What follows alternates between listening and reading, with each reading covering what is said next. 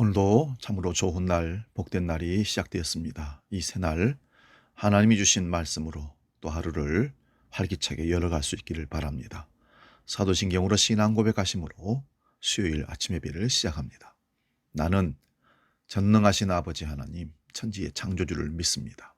나는 그의 유일하신 아들, 우리 주 예수 그리스도를 믿습니다.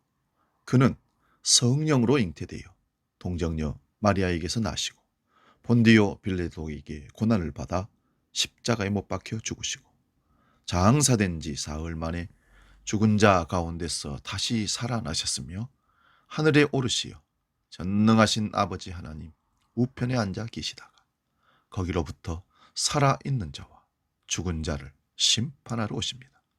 나는 성령을 믿으며 거룩한 공교회와 성도의 교제와 죄를 용서받는 것과 몸의 부활과 영생을 믿습니다. 아멘. 오늘 우리에게 주시는 말씀은 신약성경 누가복음 3장 1절에서 6절 말씀 봅니다. 신약성경 92면에 있습니다. 누가복음 3장 1절에서 6절 말씀 봉독할 때 살아계신 주님의 음성을 들을 수 있기 바랍니다. 봉독합니다. 디베리오 황제가 통치한 지 15해 곧 본디오 빌라도가 유대의 총독으로 헤롯이 갈릴리의 분봉왕으로 그 동생 빌립이 이두레와 드라고닛 지방의 분봉왕으로 루사니아가 아빌레네의 분봉왕으로 안나스와 가야바가 대제사장으로 있을 때에 하나님의 말씀이 빈들에서 사가랴의 아들 요한에게 임한지라. 요한이 요단강 부근 근처에 와서 죄의 사함을 받게 하는 회개의 세례를 전파하니 선지자 이사야의 책에 쓴 바 광야에서 외치는 자의 소리가 있어 이르되 너희는 주의 길을 준비하라. 그의 오실 길을 곧게 하라. 모든 골짜기가 메워지고 모든 산과 작은 산이 낮아지고 굽은 것이 곧아지고 험한 길이 평탄해질 것이요 모든 육체가 하나님의 구원하심을 보리라 함과 같으니라. 아멘. 기도하고 말씀 상고합니다. 하나님 아버지, 2020년 이제 하루 앞둔 수요일 아침에 다시 한번 말씀 앞에 저희들이 섰습니다. 주님을 간절히 기대하고 고대하는 재림의 신앙으로 주 앞에 섰습니다. 주님, 성탄절을 기점으로 다시 한번 주님에 대한 재림의 신앙이 불붙게 해주시고 사모하게 하시고 더 가까이 가며 깨끗이 정화하며 영적인 예민함을 가다듬고 아멘으로 삶을 실천하는 우리 삶이 되도록 역사하여 주옵소서. 오늘도 우리가 사는 세상이 한치 앞을 내다볼 수 없는 암울한 세상입니다. 이런 가운데 빛으로 역사하시고 성령으로 인도하셔서 주님을 믿는 믿음의 자녀들이 한 사람도 실족하지 아니하고 마지막까지 유종의 미를 거둘 수 있도록 이끄시고 역사하여 주옵소서. 오늘도 말씀을 우리 가운데 깨닫게 해주시고 말씀으로 길을 비춰줄 줄 믿고 예수님의 이름으로 기도하옵나이다. 아멘. 오늘 봉독한 말씀으로 암담한 세월을 넘어 이런 제목으로 말씀을 나눕니다. 암담한 세월을 넘어. 예수님이 세상에 계셨을 때에 그 시대는 한마디로 공포정치 시대였다고 할 수 있습니다. 본디오 빌라도는 유대 땅을 다스리던 헤롯 아켈라오를 폐위시킨 후 로마가 폐하게난 총독이 되었습니다. 그는 주후 26년경부터 36년까지 약 10년 동안 총독으로 재임했는데 유대교와 유대 문화를 멸시했던 사람이라고 합니다. 그래서 유대인들과 여러 차례 충돌을 했기도 했습니다. 황제의 얼굴이 그려진 깃발을 예루살렘에 들여왔다가 저항에 직면하기도 했고요. 수로 건설 비용을 충당하기 위해 성전 금고에 손을 댔다가 거의 봉기 수준의 저항을 직면하기도 했습니다. 누가는 오늘 본문에서 이렇게 정치적, 사회적 상황을 소개한 후에 두 사람의 대세시상, 즉 안나와 가야바를 소개하므로 당시의 종교적 상황도 설명을 하고 있습니다. 그들은 로마 제국에 의해서 임명된 사람들이었기에 하나님의 뜻을 어기는 것보다는 황제의 뜻을 어기는 것을 두려워했고 정치적 야망까지도 갖고 있었던 대제사장입니다. 한마디로 정치도 종교도 이스라엘 백성들에게 희망이 되지 못했던 시대였습니다. 누가는 그 시대 상황을 그렇게 요약한 후에 딱 한마디를 덧붙입니다. 2절에 안나스와 가야바가 대제사장으로 있을 때에 하나님의 말씀이 빈들에서 사가랴의 아들 요한에게 임한지라. 말씀은 간결하지만 그 속에 담긴 뜻은 간단하지 않습니다. 요한은 그 어둠이 지극한 시대에 홀로 깨어 양심의, 믿음의, 신앙의 등불을 밝혔습니다. 본래 하나님의 말씀은 광야에서 들려오는 법입니다. 화려한 성전, 크고 안락한 예배당에서는 하나님의 말씀이 잘 들리지 않는 법이기도 합니다. 배원방에서 울리는 그 야인 같은 사람의 음성은 지치고 낙심했던 사람들의 마음을 흔들어 깨운 하늘의 북소리 같은 역할을 했습니다. 하나님의 말씀에 사로잡히면 어쩔 수 없습니다. 외쳐야 합니다. 요한은 요단강 주변 온 지역을 찾아가서 죄의 사함을 받게 하는 회개의 세례를 선포했습니다. 하필이면 왜 강일까요? 사람들은 옛날부터 강을 신성하게 생각했습니다. 예나 지금이나 이스라엘 사람들에게 요단강은 신성한 강입니다. 광야가 많은 그 땅에서 요단강은 거의 유일한 젖줄이기 때문입니다. 이스라엘 최북단에 우뚝 솟은 해발 2743m의 헐몬산, 만년설에 덮여있는 헐몬산에서 물이 발운하여 유대 땅 한복판을 남북으로 가르며 흐르는 그 강을 갈릴리 호수를 지나며 강폭이 넓어지고 세계에서 가장 낮은 요단 계곡을 타고 흐르다가 마침내 사해의 죽은 바다에 이릅니다. 유대 땅의 뭇 생명들이 그 강에 기대어 산다고 할 수 있습니다. 요단강은 생명의 강이라는 상징성도 같지만 경계로서의 상징성이 더 강한 강입니다. 출애굽 공동체가 요단 동편에서부터 요단강을 건너 가나안 땅에 들어왔기 때문에 그렇습니다. 요단강은 옛삶을 청산하고 새 삶으로 들어가는 문지방 같은 상징성도 갖고 있습니다. 요한이 요단강에서 세례를 베풀었다는 사실 자체가 이러한 상징성을 내포하고 있다고 볼 수 있습니다. 그는 새로운 삶의 길로 그 백성을 부르고 있었던 겁니다. 그리고 한 가지 더 주목해야 하는 것은 그가 베푼 세례입니다. 누가는 그것을 죄사함을 받게 하는 회개의 세례라고 요약을 하고 있습니다. 이상하지 않습니까?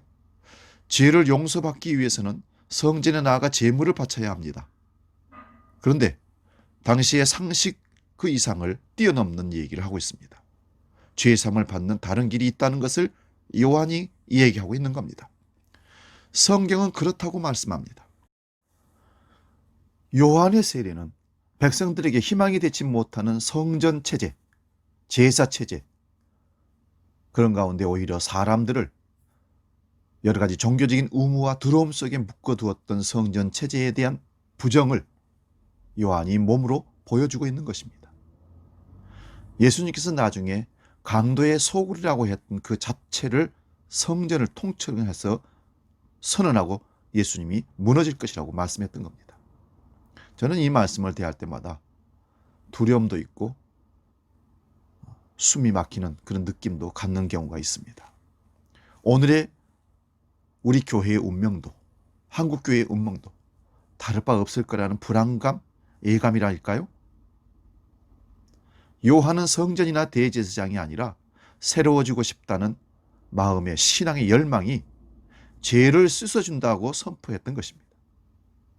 오늘 우리는 새로운 존재가 되고 싶다는 갈망을 품고 2020년을 보내고 2021년 새해를 소망 가운데 기다리고 있습니다. 하나님을 갈망한다면, 거룩함을 갈망한다면 마음의 변화와 삶의 변화가 첫 번째 있어야 되는 겁니다. 마음의 변화, 삶의 변화가 없는 회개는 거짓입니다. 값싼 은혜에 취한 종교인들이 하는 행위입니다. 그들은 종교적인 언어를 입에 달고 봉사, 선교, 사역에 빠짐없이 동참을 합니다. 그러나 그리스도인의 완전을 향해서 나아가지는 못합니다. 그러나 자신을 내려놓고 인간의 한계를 깨치고 나아가 더 깊은 차원의 영성을 향해 자기 삶을 끝없이 열어젖히고 개방하는 사람들이 있습니다. 그는 율법적 의무가 아니라 은혜에 사로잡혀 살아가는 삶을 사는 사람입니다. 저 영적인 내면에서 솟아나는 기쁨과 자유함으로 세상을 섬기며 이웃을 사랑하고 삶의 변화로 저절로 사람들에게 인정받는 삶으로 나아가게 됩니다. 회개하라는 세례 요한의 외침에 사람들의 마음이 찔려 사람들이 물었습니다. 10절 말씀 보면요.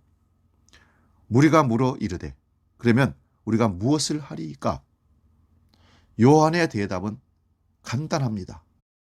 11절 말씀에 대답하여 이르되 옷 두 벌이 있는 자는 옷 없는 자에게 나눠줄 것이요 먹을 것이 있는 자도 그렇게 할 것이니라.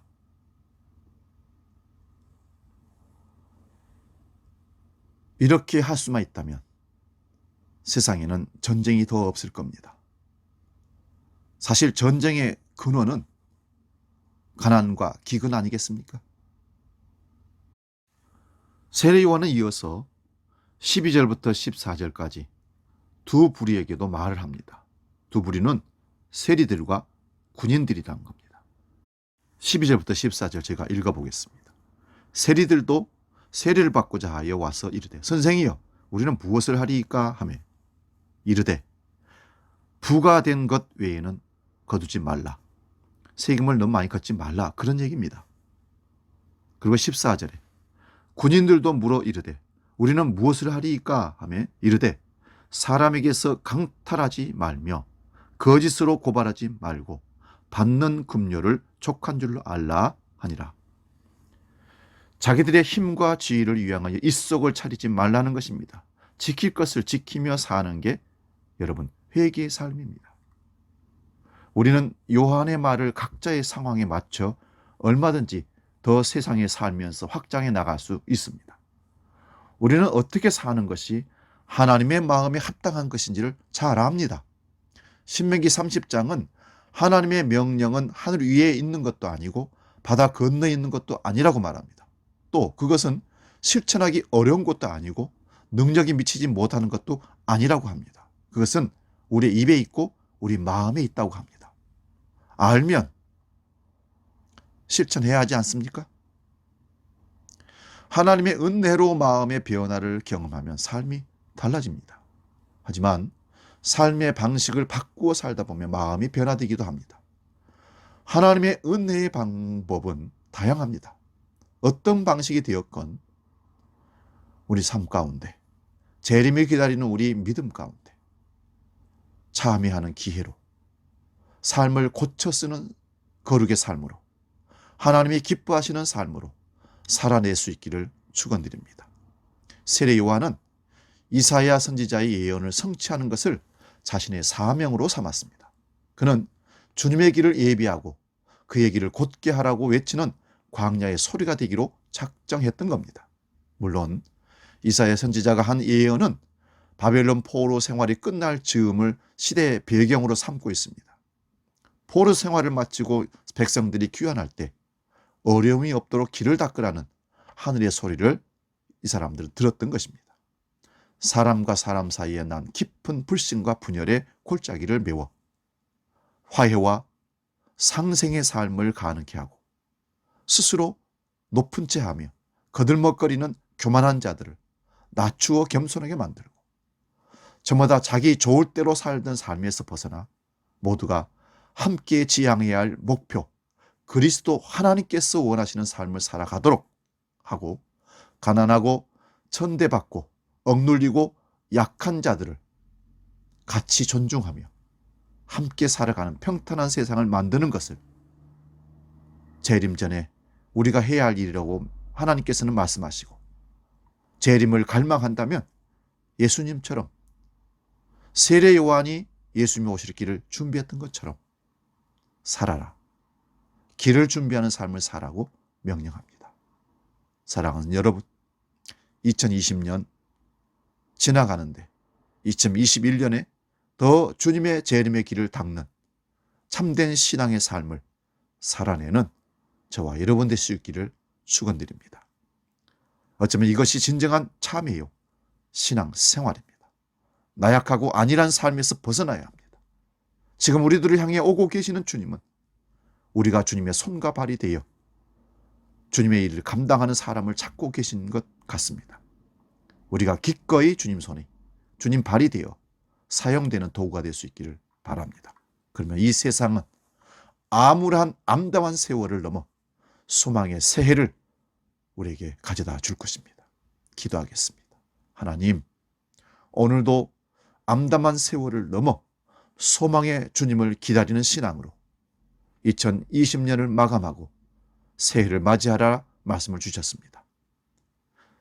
시대적인 상황이 정치적으로, 사회적으로, 종교적으로 혼란하고 갈등하는 시대, 이때 오늘 세례 요한이 광야에서 하나님 말씀을 받고 전파했던 것처럼 주의 길을 준비하고 예비하는 자로 이 세상을 살아가는 우리 모두가 되게 하여 주옵소서. 주님, 우리를 말씀으로 이끌어 주셔서 주님의 길을 준비하는 그 사람으로서 손과 발이 되어 주님이 하셨던 그 일들을 감당하며 주님을 기다릴 수 있는 재림 신앙인들이 다 되게 하여 주옵소서. 그래야 할 때 2020년은 분명히 더 복되게, 더 멋지게, 아름답게 쓰임받는 한 해가 될 줄로 믿습니다. 이제는 우리 주 예수 그리스도의 은혜와 아버지의 놀라우신 사랑과 성령 하나님의 우리를 이끄시고 깨닫게 하시고 보호하시고 인도하시는 크신 역사가 영원히 주의 권속들에게 함께 하시기를 간절히 축원하옵나이다. 아멘.